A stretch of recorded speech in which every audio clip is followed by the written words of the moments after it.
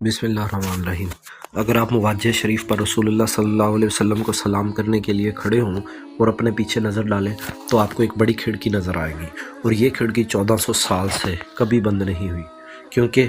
ایک عظیم صحابی نے اپنی بیٹی سے وعدہ کر رہا ہے کہ یہ کھڑکی ہمیشہ کھلی رہے گی، اور یہ آج بھی کھلی ہے۔ یہ اب تک کا سب سے بڑا اور طویل وعدہ ہے۔ سنہ 17 ہجری میں اسلامی فتوحات کے نتیجے میں مسلمانوں کی کثیر تعداد کی وجہ سے خلیفہ دوم سیدنا عمر بن خطاب رضی اللہ تعالیٰ عنہ نے مسجد نبوی کی توسیع کا حکم دیا، لیکن حضرت عمر فاروق اعظم رضی اللہ عنہ کو ایک بڑی مشکل درپیش تھی۔ وہ یہ کہ ام المومنین سیدہ حفصہ بنت عمر رضی اللہ عنہ کا حجرہ جنوبی جانب اس جگہ واقع تھا جہاں اب لوگ رسول اللہ صلی اللہ علیہ وسلم کے لیے صلاۃ و سلام کے لیے کھڑے ہوتے ہیں۔ یہ وہی جگہ ہے جہاں سیدہ حفصہ رضی اللہ عنہ کا حجرہ تھا، اور اگر ہم یہ دیکھیں کہ یہ کمرہ جنوب کی طرف اکیلا ہے اور مسجد کے لیے اسی جانب توسیع کرنا پڑ رہی تھی، اس لیے سیدہ حفصہ بنت عمر رضی اللہ عنہ کے حجرے کا ہٹانا ضروری تھا۔ لیکن سوال یہ تھا کہ سیدہ حفصہ رضی اللہ عنہ کو اس حجرے کے خالی کرنے پر کیسے آمادہ کیا جائے جس میں ان کے شوہر صلی اللہ علیہ وآلہ وسلم سویا کرتے تھے۔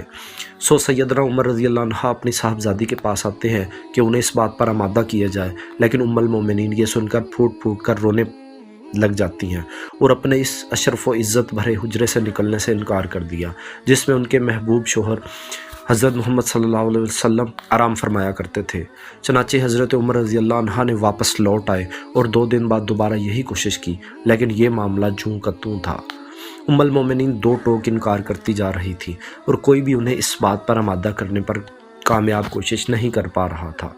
اب دیگر اصحاب رسول بھی ام المومنین کو راضی کرنے کے لیے کوشاں ہوئے، لیکن ام المومنین نے مختلف طریقوں سے انکار کر دیا، کیونکہ وہ ایک شرف و عزت والے حجرے میں رہ رہی تھی جہاں فقط ایک دیوار کے پار ان کے محبوب شوہر کی قبر مبارک تھی۔ وہ کیسے مطمئن ہو سکتی تھی کہ انہیں اس سے دور کر دیا جائے؟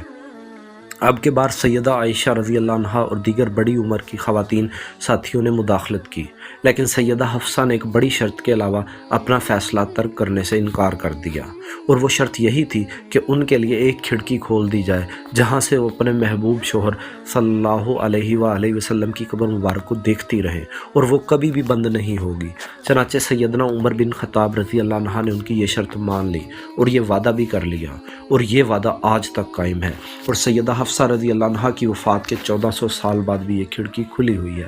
اس کھڑکی کے متعدد نام ہیں، جیسے خوخہ حفصہ اور خوخہ عمر، جنہیں امام سیوطی اور ابن کثیر نے ذکر کیا ہے۔ آج تک جو بھی مسجد نبوی کا متولی بنا ہے اس نے اس کھڑکی کی دیکھ بھال کی، اور اس وقت سے لے کر آج تک حضرت عمر فاروق رضی اللہ عنہ کا وعدہ پورا کیا کہ یہ کبھی بند نہیں ہوئی۔